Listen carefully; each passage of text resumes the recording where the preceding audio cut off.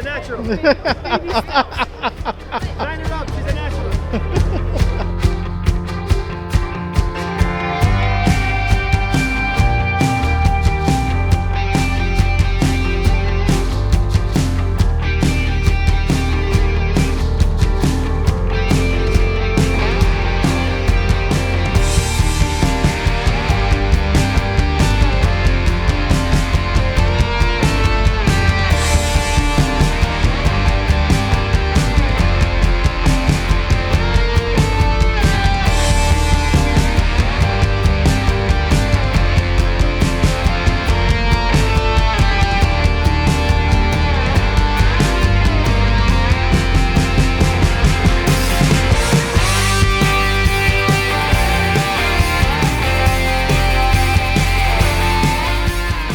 The knobs, it was like a toy. I'm like, what? This would be kind of stressful though if you were trying to get it, you had one chance to get a shot and you were trying to like stay on the subject while it's moving. You gotta be a good operator, and there's a lot of good operators out there.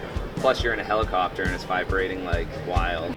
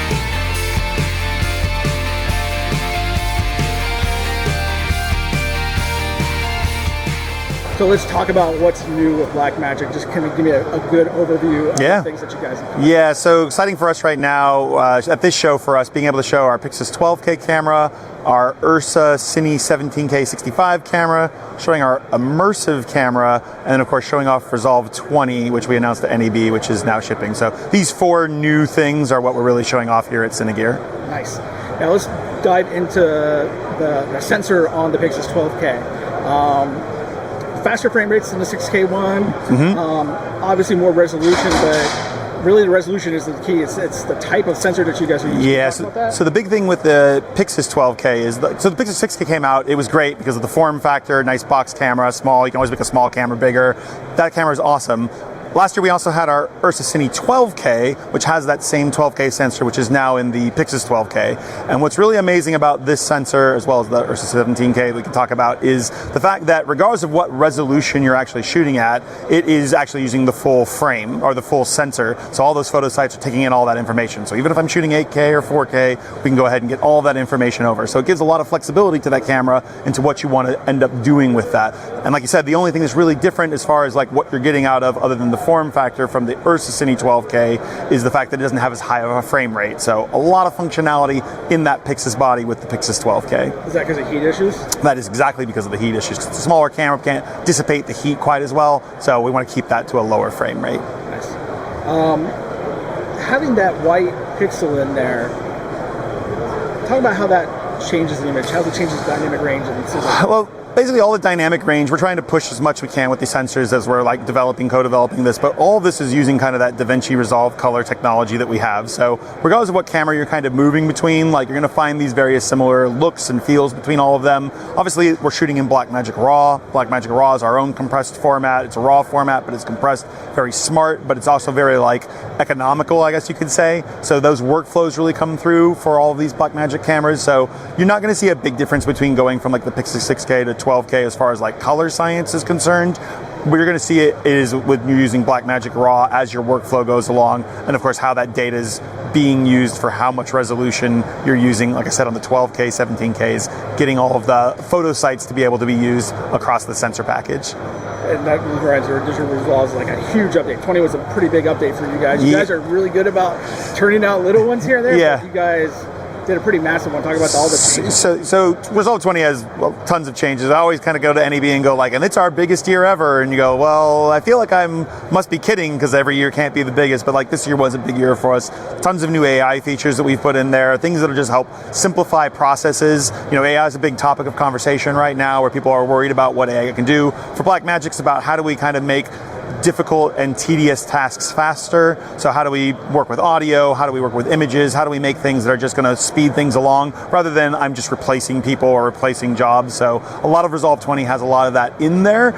We launched it as a beta NAB, and as I said, we just last week, I think, put it out as its final alpha kind of released version. So that's downloadable now, and people can upgrade for free for any Resolve copy that they have already in their hands. Can go straight to Resolve 20. What's your favorite edition? Well, there's a lot of cool audio things in there. There's like an audio like voice modulation where you can go ahead and change the voice stuff, audio separations, being able to do the subtitle, the text. I like a lot of the audio features in there. Those are my favorites. So, but there is a ton in there, and of course, like people are going to find different ways of applying those things. So, always exciting to see what people end up doing with the features that we end up putting in there. So, I look forward to seeing those kind of come out over the next couple of months. Yeah, I know at our work, looking at just the AI masking features and stuff like that. Yeah. And honestly, it's the audio stuff. Being able to take the music and split it into stems. Yeah, that's right. Like that. These are all things that are just going to help people get work done faster. So it's not about eliminating creativity, and it's not about eliminating like job functions. It's about like expediting the process and getting rid of tedious tasks so that we can actually be more creative and have more people working with the tools. That's always Blackmagic's goal, is like how do we bring more people? How do we empower more people? You know, whether it's affordable products or tools that work easier or better. Like these are things that Blackmagic's always thinking about when we're developing products. And you guys are trying to lead the way, really, honestly. Like 17K, nobody's doing 17K. Yeah. And again, it's not so much about the resolution, but it's the frame rates you can kind of get out of it, and a lot of the other things. Right behind us, we have the immersive. Yeah, so I look at things like NAB this year. Like we come with a bunch of products, and like some of them are like pretty simple. Like, oh, it's a new ATEM, it's a new HyperDeck, it's a new video hub, and those are all great because they kind of add to those product lines. People are already getting cool. There's new features. Oh, I needed that particular thing. And then there's like really technology pushes where you see with the 17K, certainly with the immersive camera that we're co-developing with Apple. Like these are really pushing technological fronts, and it might not be that everyone needs to go out and run and get an immersive camera, but when you start talking about that kind of technology and working with a company like Apple, working to get more of this content out there on DaVinci Pros, like that's a really exciting thing to be able to do. Like it's great to sell a bunch of $300 ATEMs and a bunch of $1,000 cameras, but it's also really exciting to work on these really technological achievements that we're trying to do out there with some of these cameras. So it keeps us really engaged across a lot of different fronts. What's your guys' working relationship with Apple? You guys did the Blackmagic app, and that's used in all their commercials when they're like shot on the iPhone. It's always Blackmagic app. Yeah. And now you guys are doing the immersive camera. Yeah, it's a great partnership that we have with them. Obviously, you know, when you're going to hook yourself to a wagon, like Apple's not a bad wagon to be hooked to.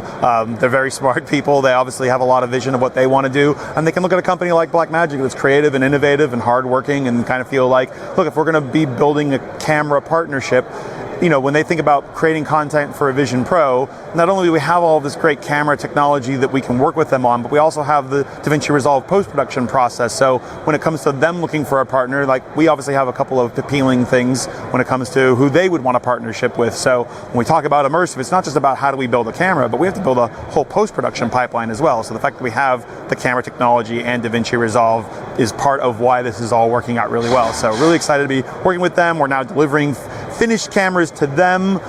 We still have more work to be done in DaVinci Resolve before we can get those cameras kind of out in mass to more people, but that project's moving right along and we're really happy with it. And you guys are priced in a way that it's affordable to consumers, right? Yeah. And something like immersive stuff, which is really coming up more and more, is really going to be a future of like filmmaking, right? Sure.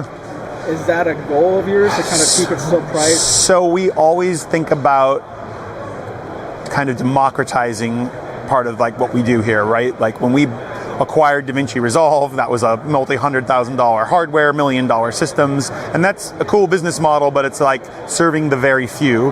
And by turning it into, at that time, $1,000 software, now a $300 software, we're talking about making it a tool for the many. And by having many people being able to use it, you have more creatives and more content creators and more people that are doing production. And that's kind of our goal, is how do we bring more people to the table so that they can build up and become, and there's no better compliment when you come to a show like this and someone says, you know, I bought a Blackmagic camera 6 years ago and now I use DaVinci Resolve and then I started using ATEMs, and it's like, that's the goal, is we want to get people like more empowered with tools that are affordable but professional and give professional quality and good results, and then they'll end up using more Blackmagic products. And that's kind of how our whole roadmap is meant to be, is like, once you start using some of these products, if you're happy with them, you'll end up using more Blackmagic products. And that's just different than other manufacturers who are solely focused on one particular vertical or segment. So it's been working out really well for Blackmagic, obviously. We're still working really hard to make those things happen, but it is exciting when, you know, we talk to people that have, again, transitioned over to DaVinci Resolve, our Blackmagic camera. But we're also at the point now where we start having people that are like, they've only ever worked on they're 27-year-old filmmaker. I've only ever shot on Blackmagic. I've only ever used DaVinci Resolve, and that's a new thing for us to be thinking about too, that we have whole generations that now just coming up using Blackmagic products. So it's been an exciting time for us. You know, like I said, getting out new products, getting out technological achievements, talking to customers that have been long time in this industry moving to us, but also talking to young people that are coming up and have only used Blackmagic. So really exciting time for Blackmagic.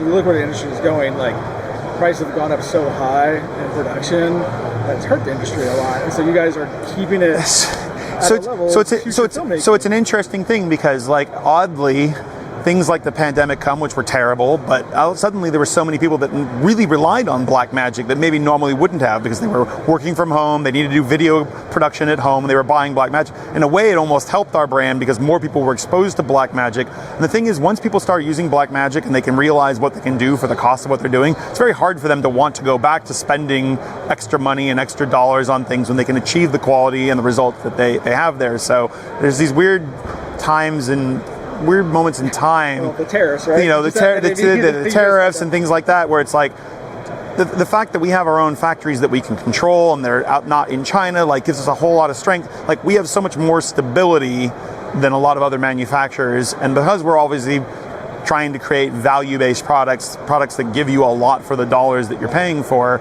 like, we can weather a lot more storms than a lot of other manufacturers can. Also, I don't have to make all my money off DaVinci Resolve. I don't have to charge you every month for DaVinci Resolve because I'm hoping you're going to buy a camera, or you're going to buy a smart hub or video hub, or you're going to buy a other control panel. Like, so we can kind of make our money through all these different avenues, versus I need to take all the money in either one big transaction on the one capital expense purchase you're going to have, or monthly micro transactions over the one software that you're going to use. We have all these different ways of being able to kind of survive and build these ecosystems with customers. And, boy, I sure hope that comes across to customers that feel like we are trying to be fair and reasonable and empowering and create these tools for them, because that's literally why we're doing it. So hopefully that all comes across. But, that's great when we come to these shows and we do get to hear from people about, man, I use all your products now, or I've had your products for the last 10 years. So I started with the big Ursa, you guys. The big Ursa, our first dual screen camera, which has now made its new appearance in the Ursa Cine.